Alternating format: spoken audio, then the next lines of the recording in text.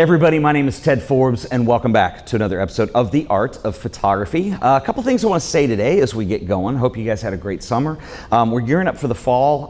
There's going to be a whole bunch of new cool stuff. For those of you who are familiar with Masterclass Live, which is a longer format masterclass that I do, I'm going to do one this fall and I am not going to announce it just yet. I will announce it probably in the next 2 weeks here.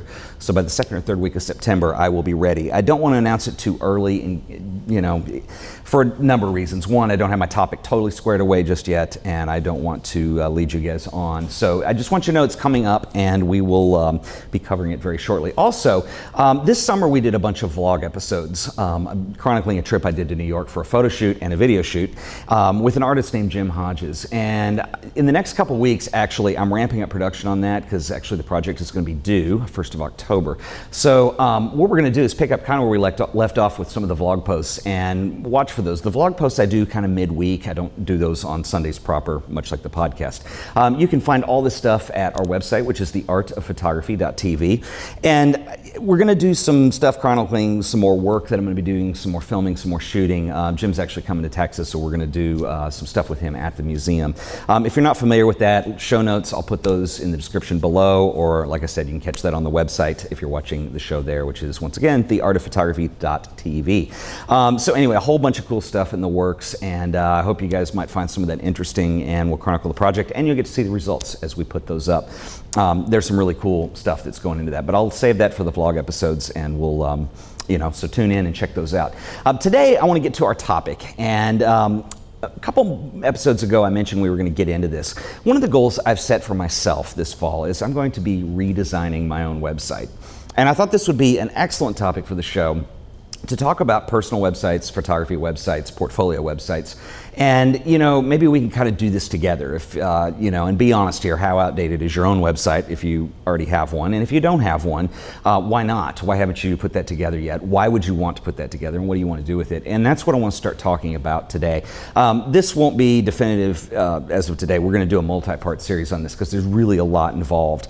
And I think we're going to start with one of the more important things today. It's really easy when you want to build a website, particularly for yourself and for your own photography, to just jump right in and start going and kind of see what comes out. Throw some images together, throw something up, and there's something to be said for that. At least you got something up. But I think it's more important to think of this in a more holistic kind of way, and I want to talk about what I mean by that. Obviously there's a lot, and we're going to talk about how to put together work for a portfolio, how to select your work, some things you want to think about. We're going to talk about how to actually build the website. We've kind of touched on that in some past episodes, but I want to do a more thorough way to do it. Another big one I want to talk about is optimizing a photography website for search engines. That's really difficult when you have a very high image-based website, and there's a lot of things people forget to do. So we'll kind of dedicate some time to that, down the road here.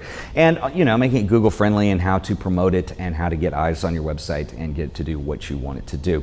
And so what I want to do is start today by talking about, just conceptually, why would you build a website? What do you want to do with it? What kind of content goes there? And this answer really is going to be different for everybody. I mean, we're obviously all individuals, but people, who watch the show, who watch these videos, and, photographers in general, I think have different needs, different things they want to do, different things they're trying to do. I think in one case, if you're trying to be a professional photographer, you're going to have one approach to your website.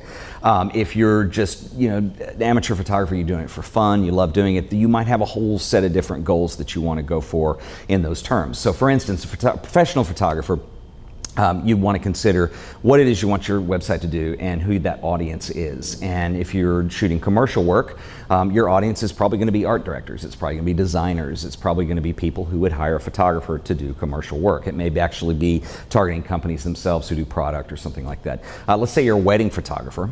You obviously want to get your work in front of people who are getting married, who would hire you, which probably means, wedding planners is a good resource, and, consider how wide your audience is going to be in those terms. If you're just an amateur photographer, perhaps you want to just get your work out there and start creating a discussion and develop relationships with other photographers. Maybe a blog is the perfect format for that, and we'll get back to that in a second because I think that really is a good format, particularly for that purpose. Let's say you do fine artwork and you want to actually sell your work. Well, you got to consider the audience. Who is it that's going to spend money on a print that you're going to be making? And so all those things are things that come into consideration when building a website. And I think the most important thing to do before you get totally cracking on it is to sit there and kind of think for a couple minutes, and well, not a couple minutes, a couple hours, you know, put some time into it, come back to it, you know, spend a week on it, and maybe do that this week. That's what I'm working on right now. And consider, you know, who your audience is and what you want your website to communicate to that audience. You know, maybe you have a very narrow focus. Maybe it's just wedding photos. Maybe it's just, you know, high school graduate photos. Maybe it's just product. Maybe it's just fine art that you do. Or maybe it's just a photo blog. But think about what that is. If you need it to be wider, how do you encompass those elements? And what kinds of stuff do you want to put on the website that are going to appeal to this? For instance, if you want to shoot weddings, I probably wouldn't put fine art in there that's not wedding related somehow. That just doesn't make sense because you're trying to target one audience, but you've got work up for another. That's a common mistake you see a lot of people doing, is putting maybe too much personal work when it's something commercial that they're going after. I think the same holds true if you're trying to do fine art and you're trying to sell your work. You know, on a print by print basis, putting commercial work in there is kind of a weird thing to do because, you know, people they don't want to see, you know, product shots that you did for a magazine, because that's not something typically people would want to put on their wall. So, I mean, that may seem obvious, but it's amazing. We're going to look at some sites in a second, how amazing people get that wrong from time to time. So that's one thing I would consider, is what are your goals? What is the audience you want to target? I think those are really two most important things. Once you figure this out, selecting the work and all that makes more sense. It's still a difficult task. There's still a lot to it, but you know, I think that's half the battle right there, is defining what it is you want to do. A couple things I want to say about, you know, websites in general that I see that photographers do, and we're going to actually look at some of these in a minute, is that, you know, it's really weird. Sometimes the best photographers have the worst websites, and I've said that on here before. And you know, I will admit even that some of my favorite photographers, just their websites really not together. You know, you see common mistakes like websites that are entirely built in Flash. They don't work on the iPhone or the iPad. You know, that's a huge mistake. So much of the internet audience now is really becoming a mobile kind of audience. You might even be watching this podcast on a mobile device, or this video. So that's one thing to really consider. Loading times is another thing that you see people making mistakes of. I've seen, especially with Flash websites, where they'll preload the whole portfolio.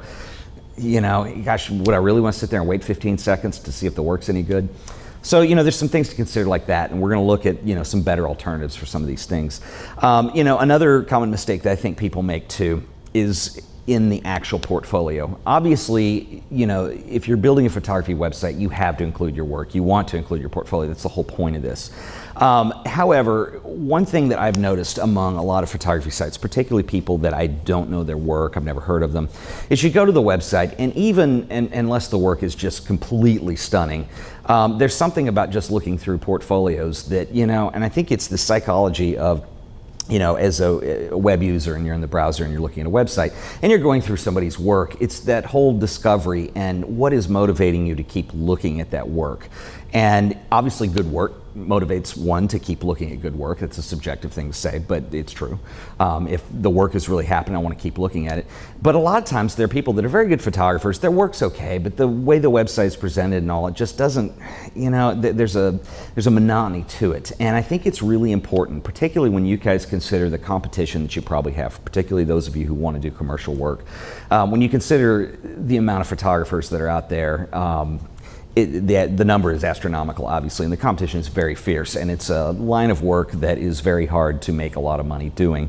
However, having said that, I think that's why the website is a very important tool to try to bring in elements that you know, personalize the work a little bit more, make it accessible to people.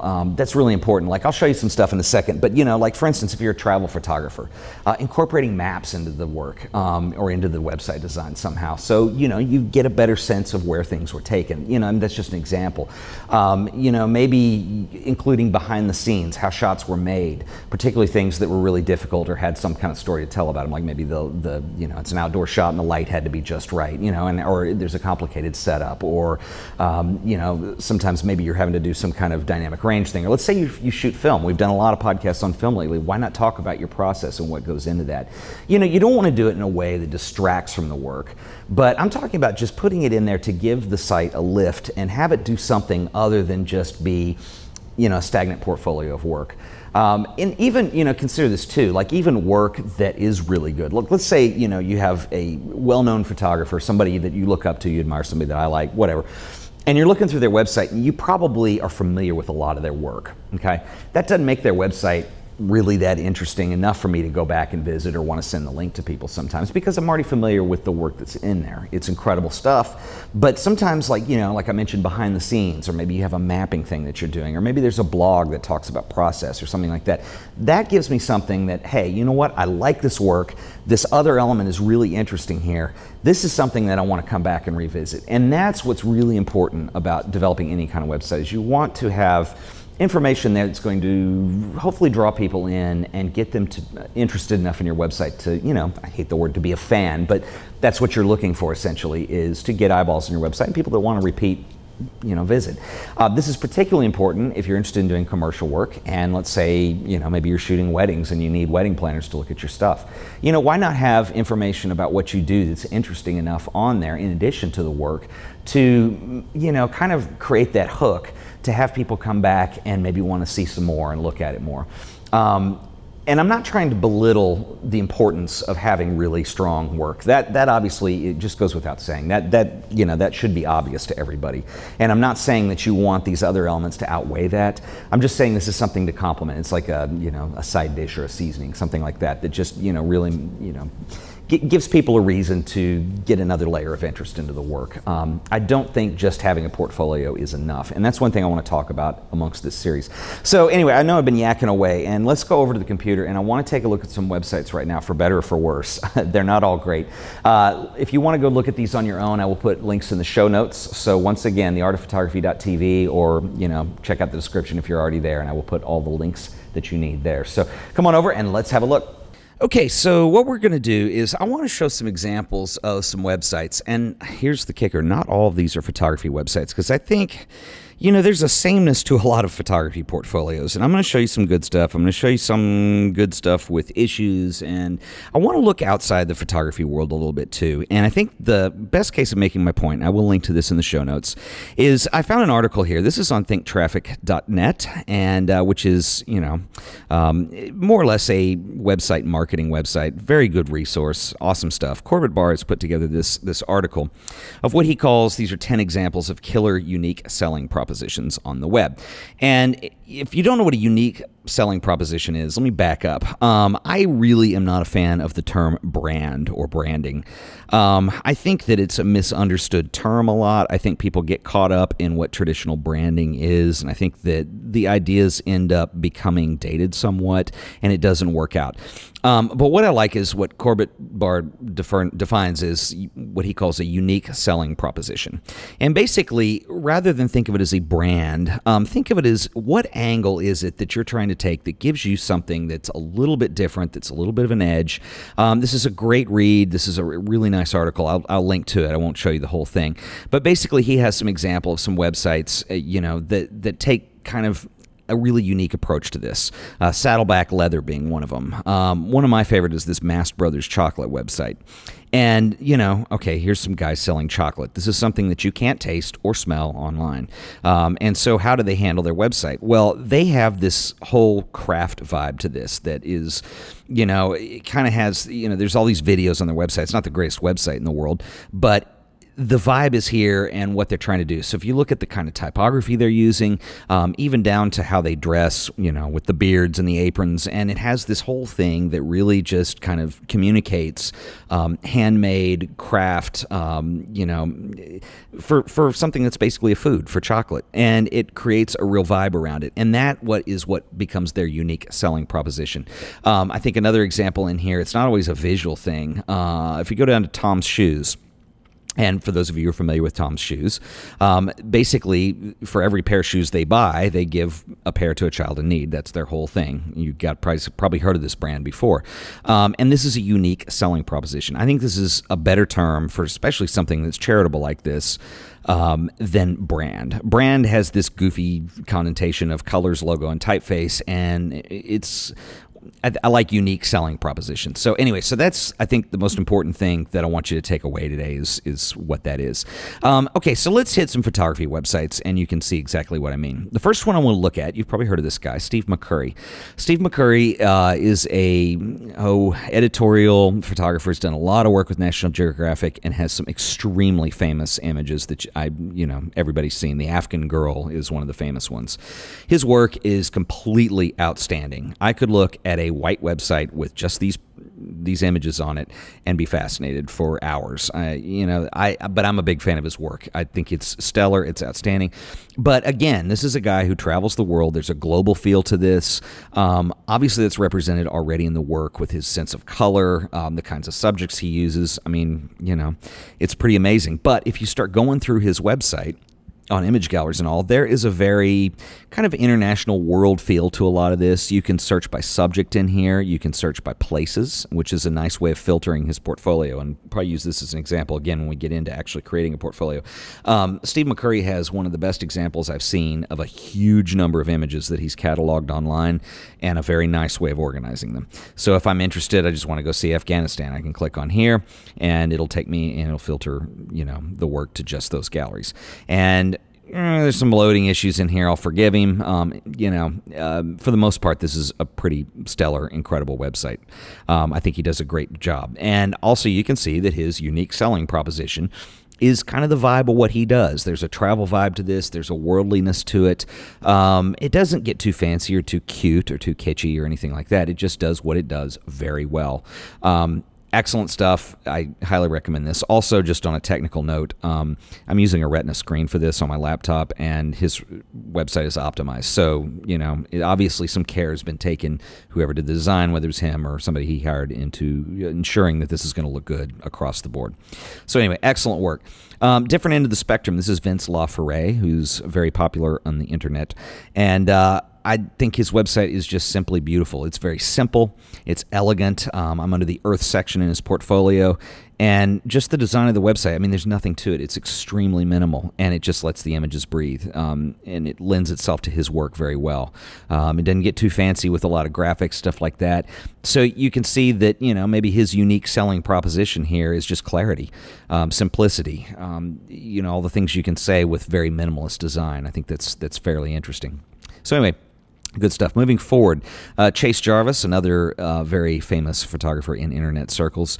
And I'm not a huge fan of the fact that this website uses a lot of Flash. It's already loaded into my browser here, so you get a lot of loading pages, really. Okay. Chase is a decent photographer, and, his website looks good. Again, minimal design. You could do this otherwise. Chase's big thing is being big into social media and big into blogging and big into doing live stuff, and obviously that's a big part of this website as well. I think just in general, if you go check out his About page, stuff like that, there's a lot of stuff with video on here. I think Chase is a master of self-promotion, and I'm not saying that to be snarky at all. I think that is really tough to do. I think for a lot of people, it's really tough for me because I always feel like I'm starting to sound arrogant in a lot of ways, and, it's kind of a turnoff to me. And so, therefore, doing this stuff is hard. But if you go look at how Chase does it, it's interesting. Love him or hate him. I dig him. I like his work. I love the fact that he's very active as a blogger, and he provides information on here for photographers, and, it just works well. He does target photographers being the celebrity type, but he also targets people he wants to work for, and, talking about just things on setting up for a photo shoot, behind the scenes photos, a lot of extra stuff in here in the blog, which I think is really important. Another website that I think is particularly interesting, and again, it has a visual, unique selling proposition to it, is Jessica Hilltout, and a very cool website. I love the lo-fi look to this. It's a very simple HTML website, but it's really, really well done, and I think this is what people should strive for. Her images are beautiful, and I love the little, printed out and taped to the wall kind of vibe here you have, and also the non-traditional categories. So she has these three collections: Faces and Places, Amen, and Imperfection. And if we go look at Faces and Places, for instance, you're going to be presented with not too much information. There's not a zillion thumbnails here. Like Faces or Places, let's look at Places.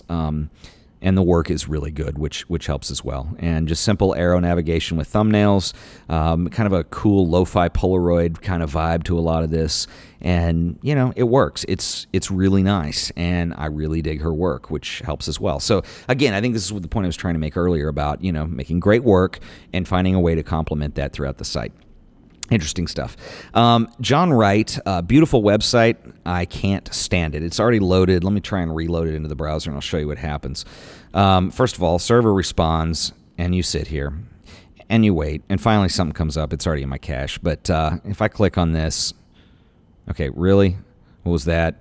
Let's do film, see what happens. Okay, well, my server's having, or my internet connection's having a good day, so this is just a dangerous thing to do with a website. And it's too bad because the work is pretty good, honestly.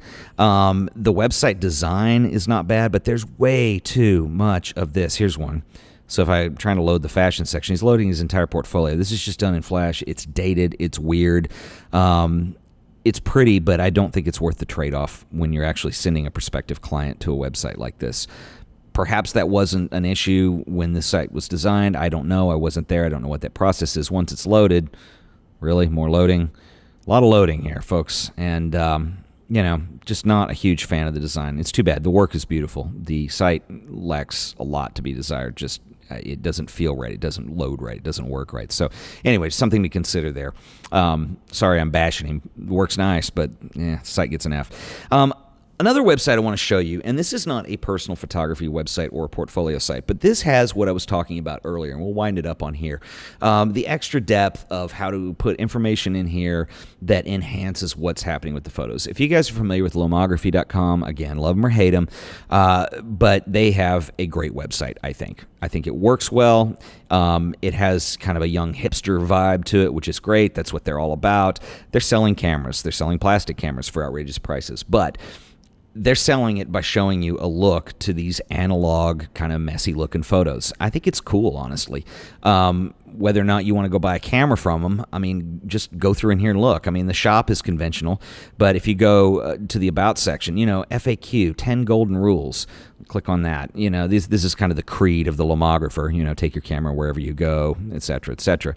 You know, laid out in a simple navigation. Everything is HTML. Everything just works. It looks good. It's got some nice JavaScripting that make the sliders work, you know, be fast.